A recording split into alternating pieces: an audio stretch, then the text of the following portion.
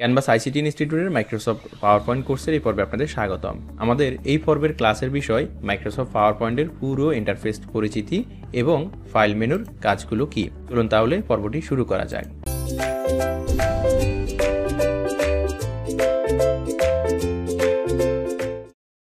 Microsoft power point কোর্সটি শুরু করার জন্য সবার প্রথমে আপনাকে মাইক্রোসফট পাওয়ার পয়েন্টের অ্যাপটি খুঁজে বের করতে হবে। আপনার ডেস্কটপে যদি মাইক্রোসফট পাওয়ার পয়েন্টের অ্যাপটি না থাকে তাহলে আমরা একদম টাস্ক বারের প্রথমে যে স্টার্ট বারটি রয়েছে সেখানে আমরা ক্লিক করব।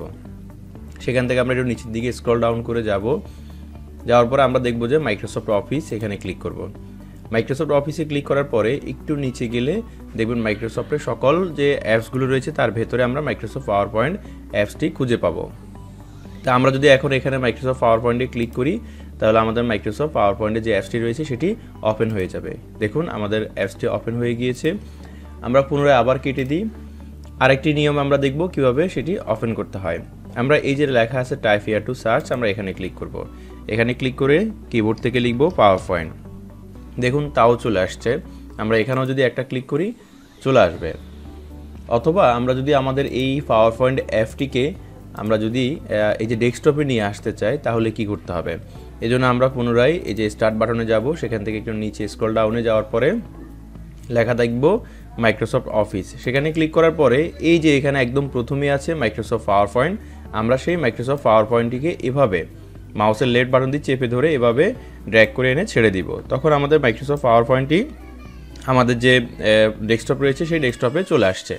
মাইক্রোসফট পাওয়ার পয়েন্টটি ডেস্কটপে চলে আসার পরে আমরা যদি এখানেও ডাবল ক্লিক করি তাহলে আমাদের এই মাইক্রোসফট অ্যাপটি এখানেও ওপেন হয়ে যাবে। তো এভাবে হচ্ছে আপনি কম্পিউটার থেকে মাইক্রোসফট পাওয়ার পয়েন্ট অ্যাপটি খুঁজে ওপেন করবেন।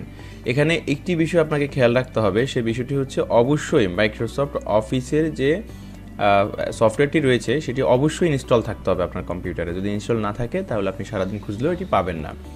তো আমরা যেহেতু পাওয়ার পয়েন্ট নিয়ে কাজ করব এই জন্য আমাদের পাওয়ার পয়েন্টের একটি ফোল্ডার ক্রিয়েট করে নিই। ফোল্ডার ক্রিয়েট করার জন্য আমরা সবাই জানি মাউসের রাইট বাটন ক্লিক করে নিউতে যাব। সেখান থেকে এই যে ফোল্ডার যাওয়ার পরে আমরা লিখব পাওয়ার পয়েন্ট।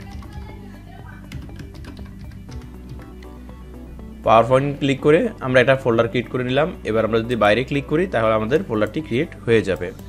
এরপরে আমরা মাইক্রোসফট পাওয়ার পয়েন্টের আবার পুনরায় অ্যাপসটি ওপেন করি এবং আমরা একদম সবার প্রথমে আমাদের এই পুরো ইন্টারফেসটা সম্পর্কে একটু পরিচিত হয়ে নিই।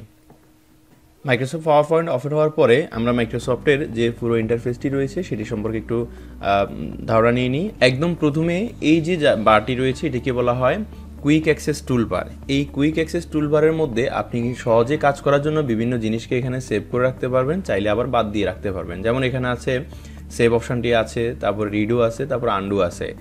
তো এই কাজগুলো আরও অনেকগুলো শর্টকাট আপনি চাইলে এখানে নিয়ে আসতে পারেন।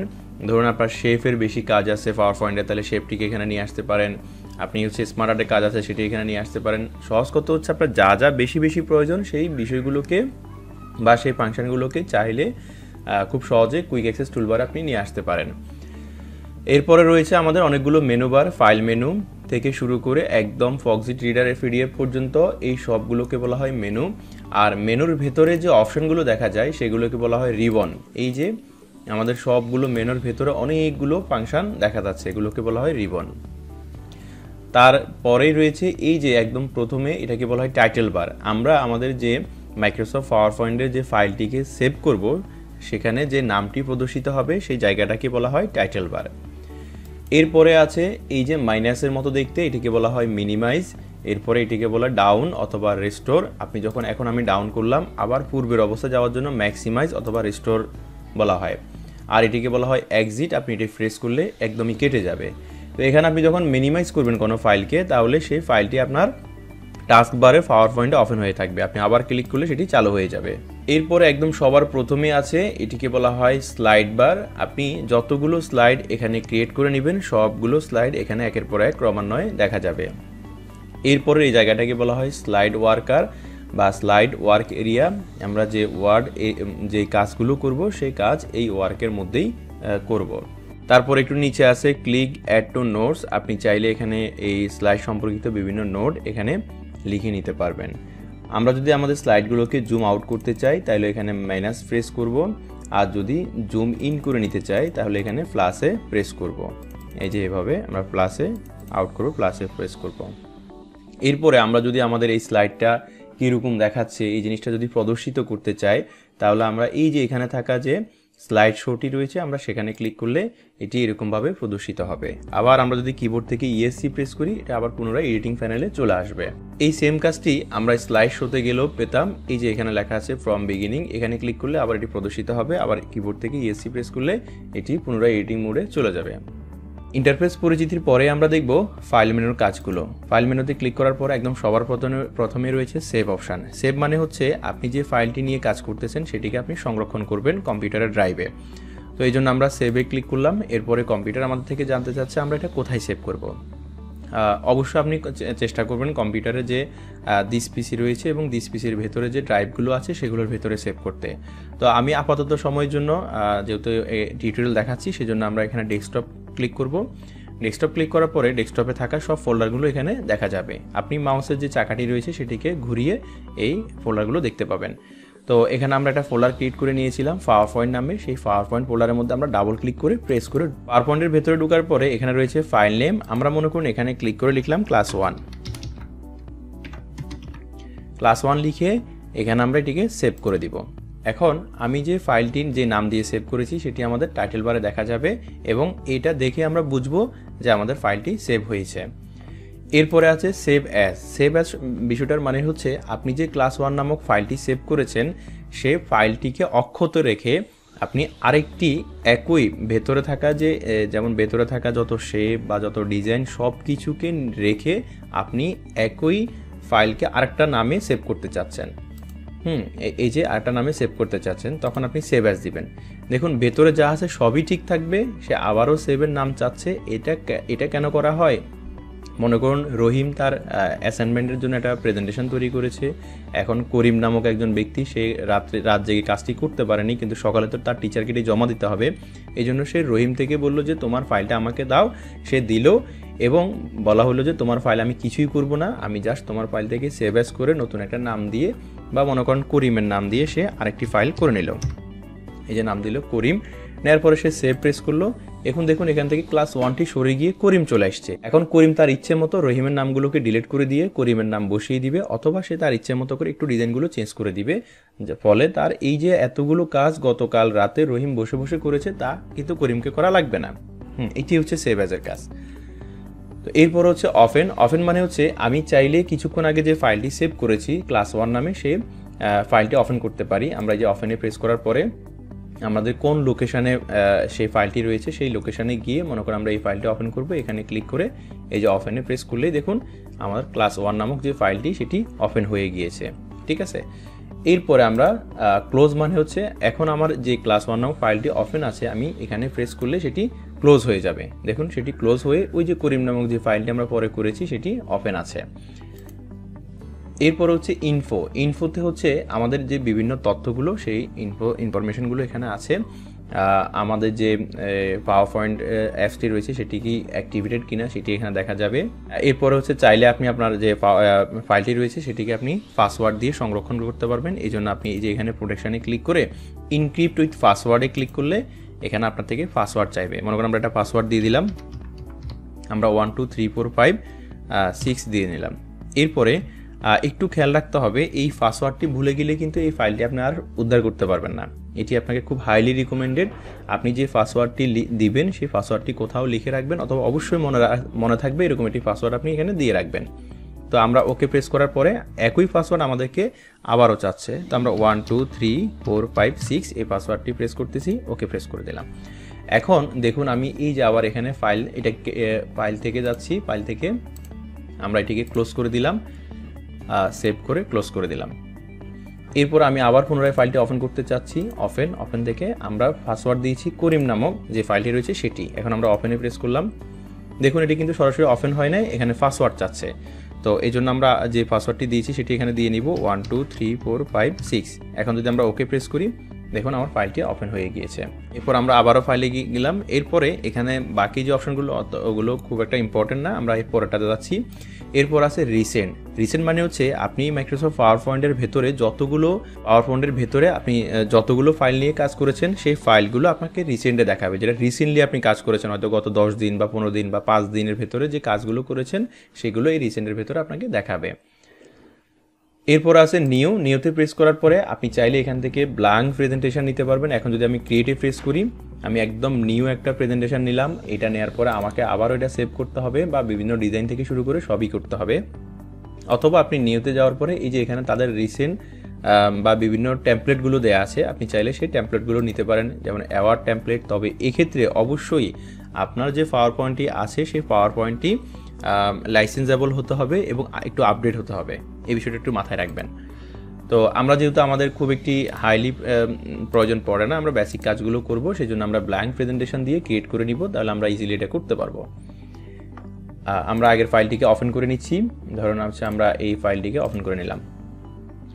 এরপর একটু খেয়াল করুন, এখানে রয়েছে প্রিন্ট। আপনি চাইলে এই যে স্লাইডগুলো রয়েছে সেই স্লাইডগুলোকে আপনি প্রিন্ট করতে পারেন। আপনি কতগুলো কপি প্রিন্ট করবেন সেই প্রিন্ট, ধরুন আমি 4 সেট প্রিন্ট করতে চাচ্ছি, এখানে যতগুলো পেজ থাকবে ততগুলো 4টা করে প্রিন্ট হবে। এরপরে এখানে হচ্ছে প্রিন্টার, আমার কম্পিউটারে ইনস্টল থাকা যে প্রিন্টারটি রয়েছে সেই প্রিন্টারের নামটি আমরা এখানে সেট আপ করে দিব। এরপরে আমি যদি সবগুলো স্লাইড প্রিন্ট করতে চাই তাহলে এখানে থাকবে প্রিন্ট অল স্লাইড, অথবা আমার এখানে মনে করুন স্লাইড আছে 6টি, তার মধ্যে আমি 4 নাম্বার স্লাইডটি প্রিন্ট করতে চাই, তাহলে এখানে 4 দিয়ে দিব। 4 দিয়ে আমরা এখানে কি করব, প্রিন্টে ক্লিক করলে এটি প্রিন্ট হওয়া শুরু করবে। ঠিক আছে, তো প্রিন্ট নিয়ে আরও একটু বিস্তারিত আপনার জানা দরকার আছে, কারণ হচ্ছে এই যে স্লাইডগুলো রয়েছে অনেক সময় হয় কি যে ফুল একটা পেজের ভেতরে সবগুলো স্লাইড ঢুকিয়ে দেওয়া যায়, অথবা একটি স্লাইড একটি পেজেই প্রিন্ট হবে।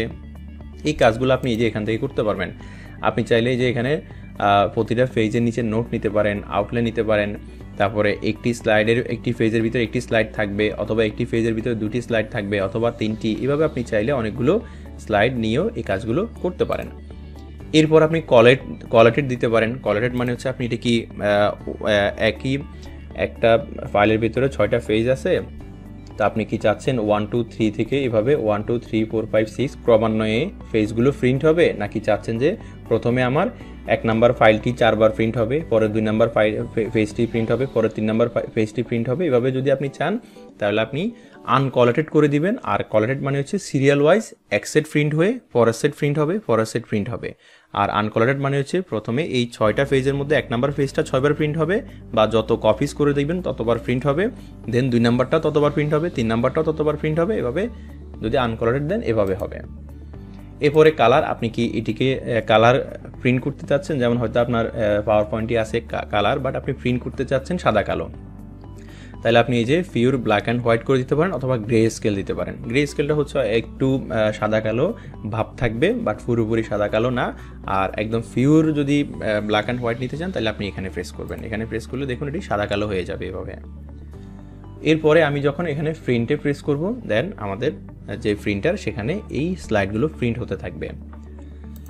এরপরে আছে সেভ অ্যান্ড সেন্ড হচ্ছে এই যে দেখুন এখানে অনেকগুলো অপশান আছে, তো তার মধ্যে হচ্ছে আপনি চাইলে এখানে অনলাইনে ইমেইলিং ইউজ করতে পারেন, তবে সেক্ষেত্রে আপনার পাওয়ার পয়েন্ট একটু আপডেটেড হতে হবে এবং অবশ্যই সেটি লাইসেন্সেবল হতে হবে।